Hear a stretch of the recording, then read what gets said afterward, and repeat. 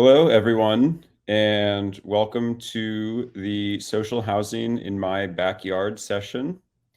Glad to have everybody here today. It looks like there's quite a few people in the session, so I'm pretty excited. And I think we have a good 30-minute session for you today, talking about a few different aspects of what social housing is and how legislators and progressive groups are advocating for it around the country.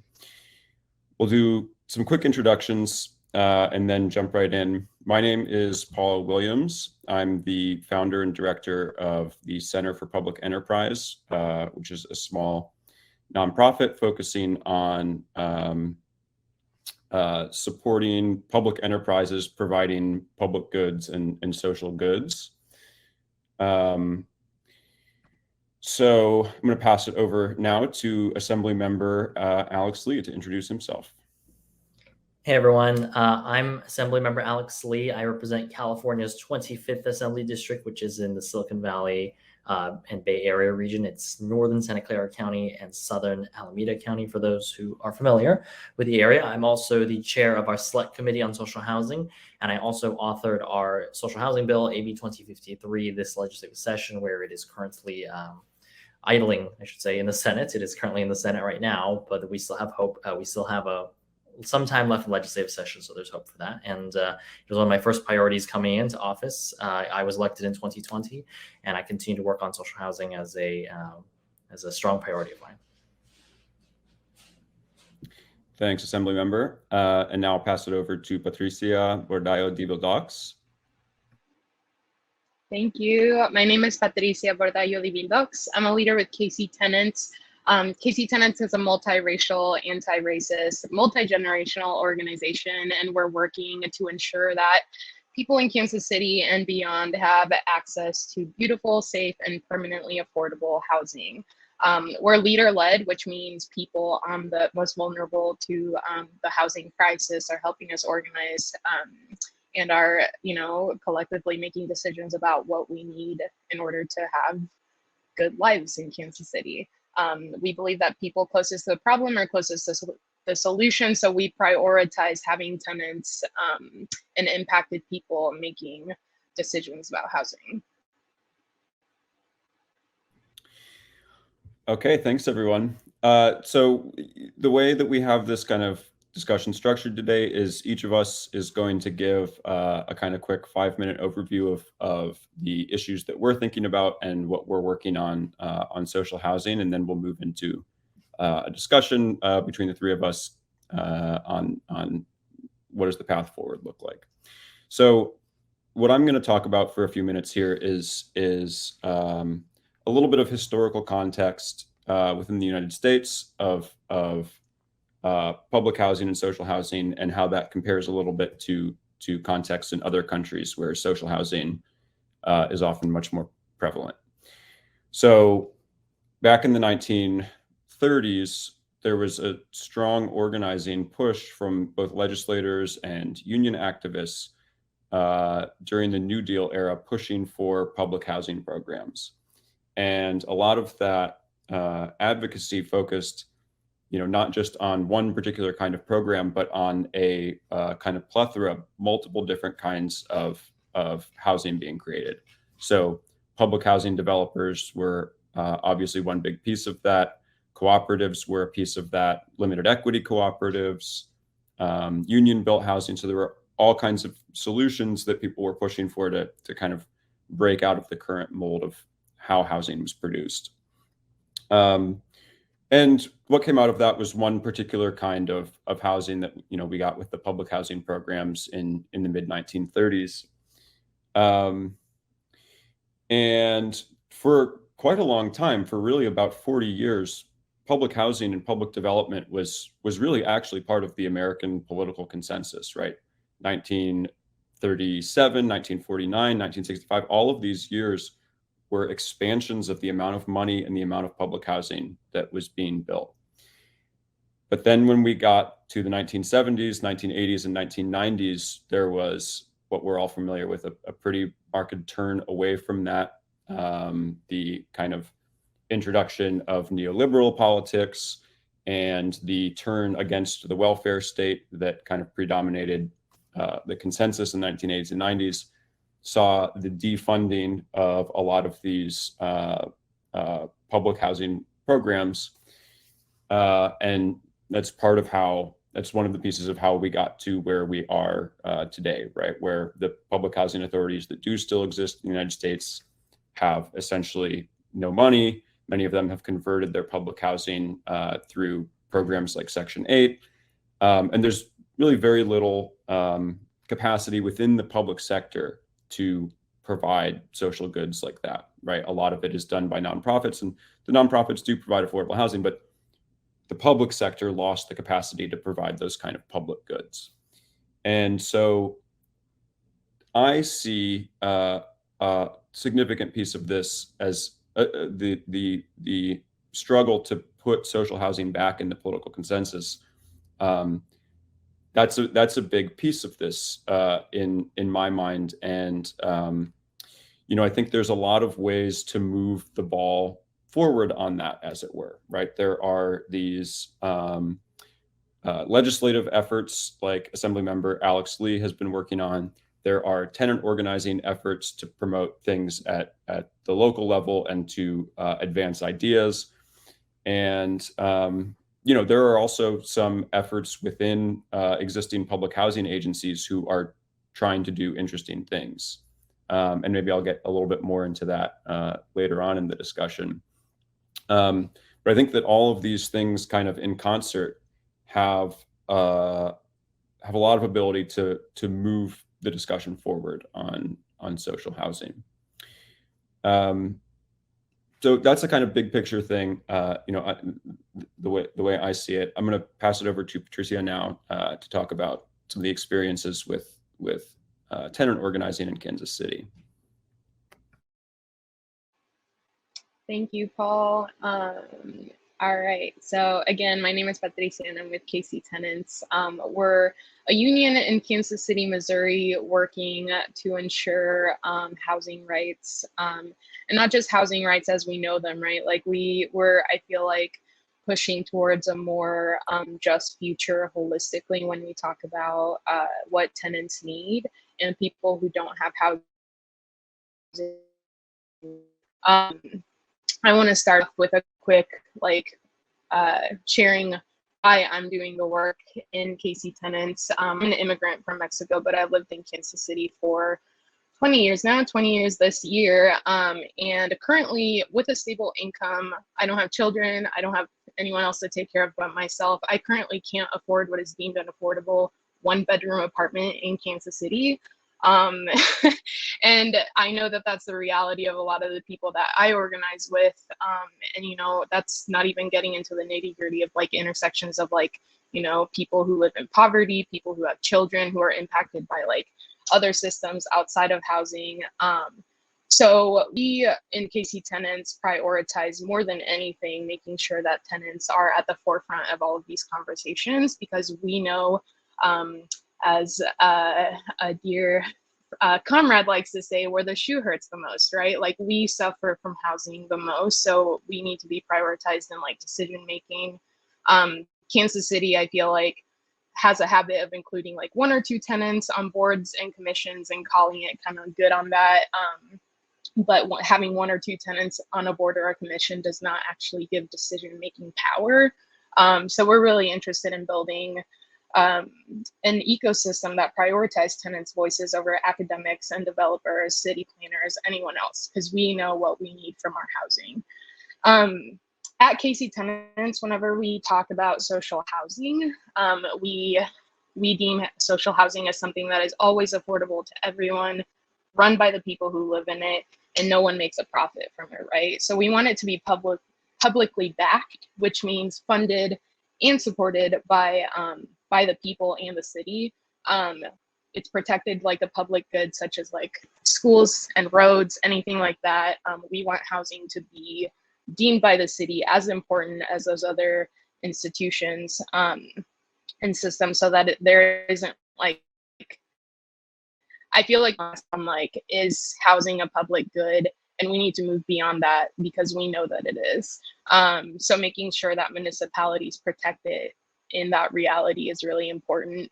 And the biggest point, I think, once social housing is established is making sure that it's accessible to every single person permanently. Like there's no cap in affordability. It's not going to be like a 15-year abatement and then those apartments or lots or whatever will go into market rate. We want to make sure that people are able to stay in their home should they choose to for 100 years. Like that affordability is like carried on forever. So making sure that that is established is definitely at the forefront of what we're fighting to do here. Yeah, and I'll pass it over to Alex. Thanks. Well, always a big fan of what you all do at KC Tenants. Sometimes as a California, I feel like ignorant because I always think Kansas City is in Kansas, but I forget that y'all are right here on the border between the two states. But, you know, I think the fight for social housing, as Paul and Patricia have already laid out, is why it's so important is we, of course, sit at the crossroads of a growing national housing affordability crisis. You know, the epicenter oftentimes is cited major metropolitan areas like, of course, the Bay Area in California, where it is excruciatingly expensive to afford a home. You know, in my district alone, it is, I think, like number one or number two most expensive housing market in the country right now in San Jose. And I also am one of a handful of renters in the entire state legislature. So we come at it from a different perspective, right? So the question that, and as many people who are on here are running for office, either statewide, locally, or whatnot, a question you ask yourselves is, we have a national growing housing crisis. It might look a little differently in different places. You know, it might not be where a house that was basically a shack is selling for $2.6 million, like in my area, but definitely rents are climbing, or it's very unaffordable, or people are going homelessness. But the question becomes, you know, what can you do about the housing crisis? And often I talk about social housing. I think, just as Paula talked about, right, since the New Deal era, a lot of folks in the world, even including the United States, have really taken on the public provision of housing, of securing housing, of building housing, of making sure people had it. We did it, of course, most famously after World War II with the GI Bill and making sure that GIs, and we built out all these suburbs, right? That did not exist 100 years ago. That was something of total artificial creation.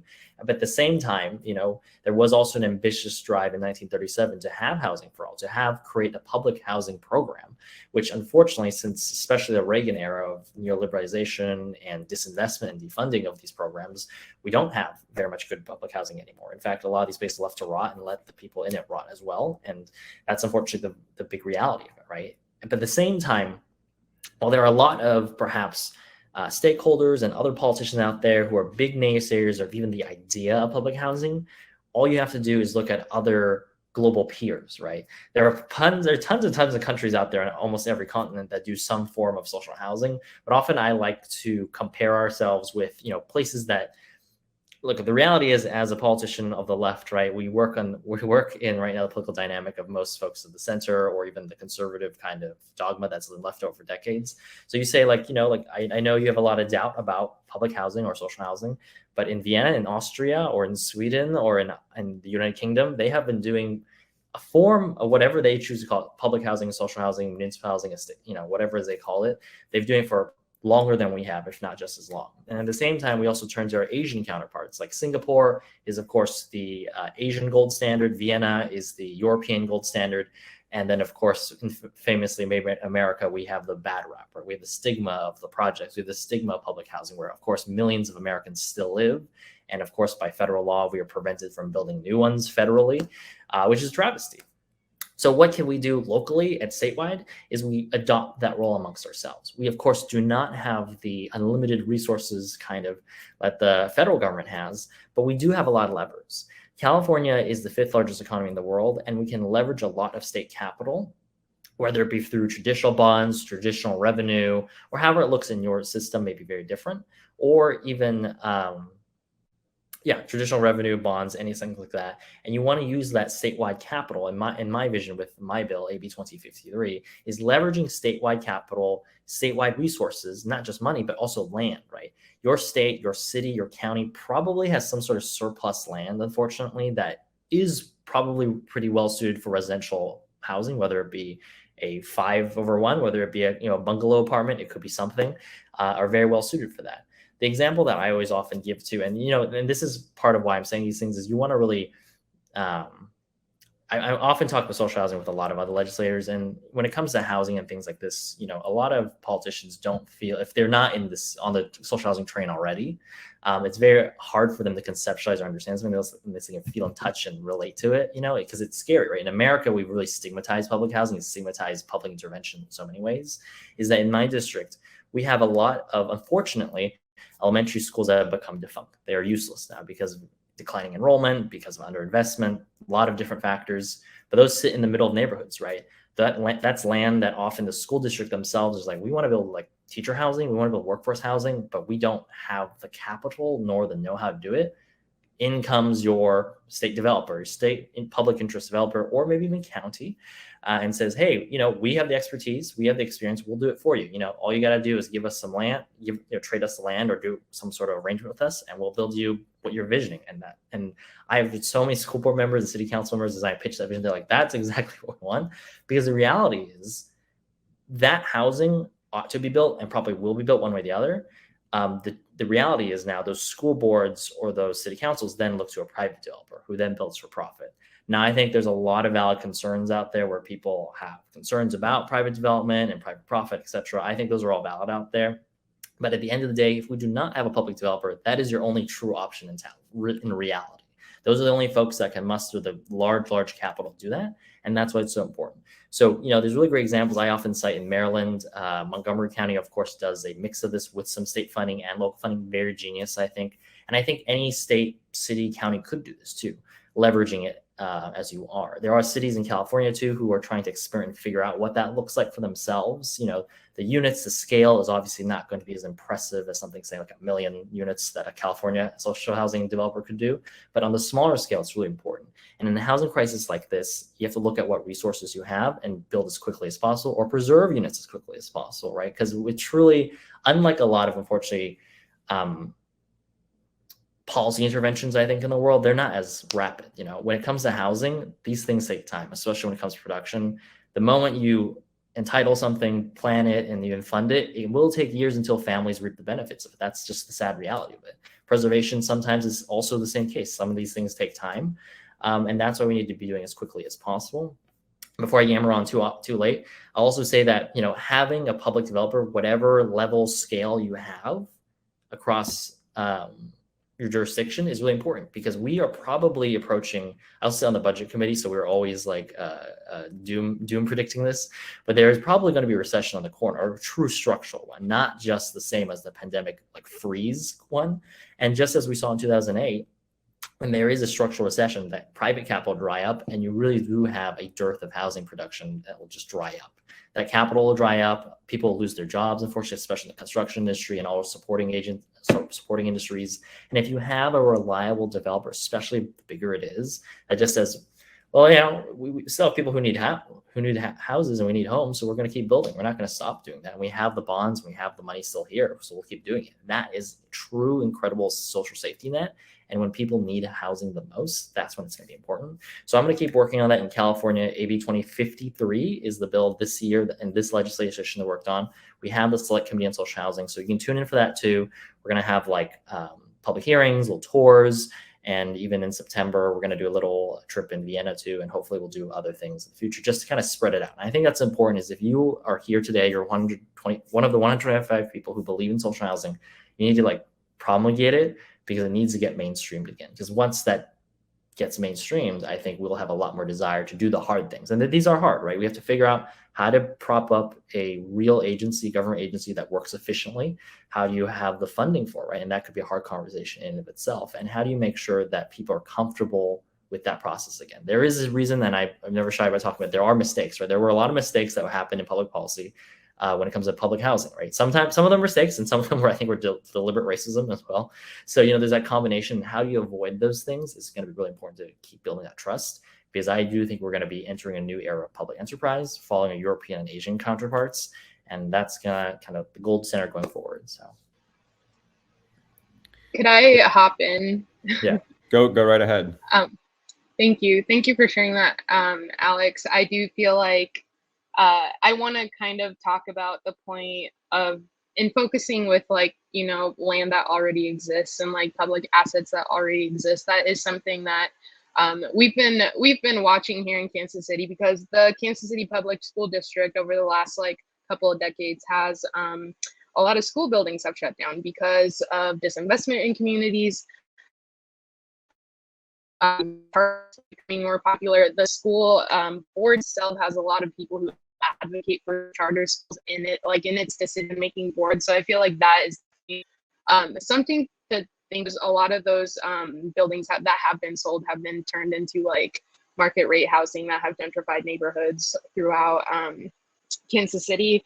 I was gonna say that yes to those ideas of like what it does exist and can be kind of like acquired by municipal social housing entity comes into play, but also making sure that these things are not one-off projects, like building an actual ecosystem where the city is not just focused on like how can we acquire certain things that exist and turn them into like a one-off project that's alone. I feel like the bigger conversation is definitely has to be focused on like how do we sustain something, build something that is sustained by the entire city and back, so that like what you're saying is that we're not dependent on like private dollars to make something happen once the economy isn't what it's supposed to be. But yeah, not be holding ourselves to that type of system, because it's failed us before and it will likely fail us again, and the people most vulnerable to it will be the first to suffer from it. Yeah, I think that's a great point. I think this is, this thing of not just one-off projects, right? But we need to establish, you said an ecosystem, and I think part of that ecosystem is establishing public institutions at the local level that are going to, build multiple projects and have a whole set of programs that they use to build new social housing, to acquire acquire housing, rehabilitate it, and make upgrades to the housing, and keep the rents stable. I wanted to say a couple things just on how some places across the country are addressing this in different ways, right? So some member Alex Lee, of course, has a bill in California, AB 2053, that would have created a new agency at the state level that would have the ability to build these types of mixed income, publicly owned 100% projects. There was a bill in Rhode Island that a group called Reclaim Rhode Island pushed for in the state budget this year that took some money from the American Rescue Plan, state and local funds, and appropriated it for a small pilot to try out some new publicly owned developments. And that to me that's very exciting, right? I mean, there hasn't been, it's been a very long time since a state budget has appropriated millions of dollars for a publicly owned housing project, right? And they really pushed it forward, and this was this organizing group. And then there's also what Montgomery County, Maryland's Public Housing Authority has been doing for the past few years, which I think is also an interesting model. So they're the Public Housing Authority. They've existed for 60 years. They have been, building public housing. They administer the voucher program. They do, affordable projects, senior projects. And, obviously there's a cap on how many Section 9 public housing units HUD will pay an agency for every month. So what this Public Housing Authority said is, well, you know what? I can actually finance publicly owned housing myself. I can actually do it without using low-income housing tax credits, without using vouchers, and without using HUD money. And they're using this kind of cross-subsidization model where they're able to, they have several thousand units that they're planning over the next few years of publicly developed and publicly owned housing. And there's a lot of different ways to stand up institutions that can start to be pieces of that ecosystem that Patricia is talking about, right? And we need these different types of institutions that can be part of that. One other thing, obviously you can have these state agencies or municipal agencies that can build this kind of housing. There's also legislation in a number of places like tenant opportunity to purchase programs. Obviously passing those laws is good, but tenants who want to purchase a building and turn it into a cooperative are going to need financing. Where's that financing going to come from? Potentially from a social housing agency that you're establishing at a municipal or state level. And that's something that I think, public institutions that are doing this kind of work need to be flexible and able to try multiple different arrangements, right? So building new construction, doing tenant cooperative purchases, doing acquisition rehab projects. And the thing that holds all of those together is having these public institutions and giving them the capacity and resources to start doing these kinds of projects, right? The federal government took that money away in the 1980s and 1990s. And it really was back in the 30s, 80 years ago, 90 years ago, a lot of these programs started at the municipal and state level. And then there became a constituency to get federal funds for them. And now those funds have been taken away. It kind of comes back to municipal and state governments to try and stand up a new version of this and really do it ourselves. The outlook in Congress is not great right now. So it's up to local governments. We're running close to time. I want to see if either the Assembly member or Patricia have any additional closing comments. What was our time allotment again? I keep forgetting. We have about 3 minutes. 3 minutes. Well, I mean, the only thing is, I feel like last thought I'll just say is, I can ramble on about the policy aspects of the bill. Is something that I worked very closely personally writing the bill, and the political ramifications, right? And I'll just say very quickly of the, because everyone on here, for the most part, we are politicians, unfortunately.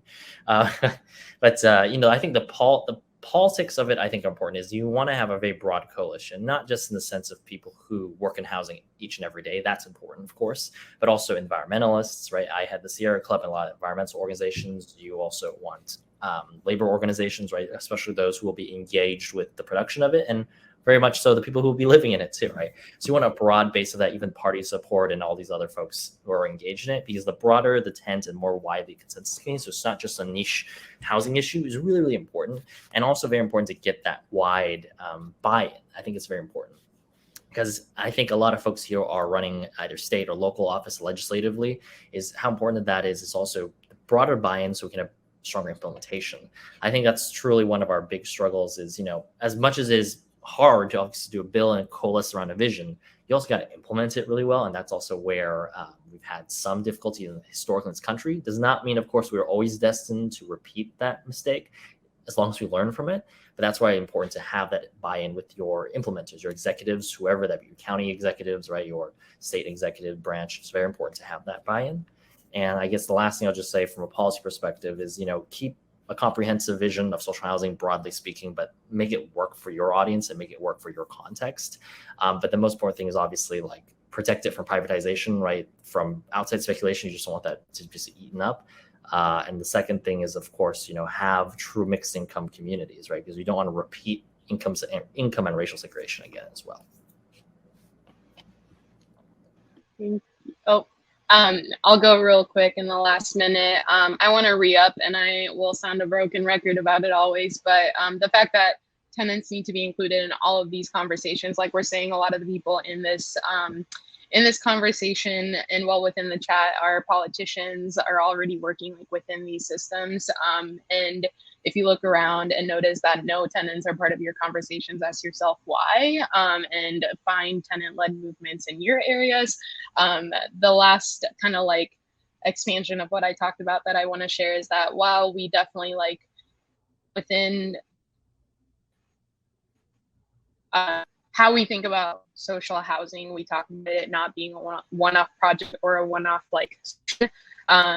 we want something that's but also knowing that a one-off project, it can't be one solution for all. Tenants everywhere will have different needs, even within neighborhoods and within cities. So making sure that if you do include tenants, allow room for the fact that there's always more people to talk to, and you can't generalize even within one city or one neighborhood that everybody's needs will match up. So definitely do the work to figure out what people in your area need. It's vital. Okay, I want to thank everyone for joining our session today. We're right at 2:30. I believe there are 2 different sessions you can now join, tackling monopoly power and green homes. Thanks a lot for joining, and hope you enjoyed it.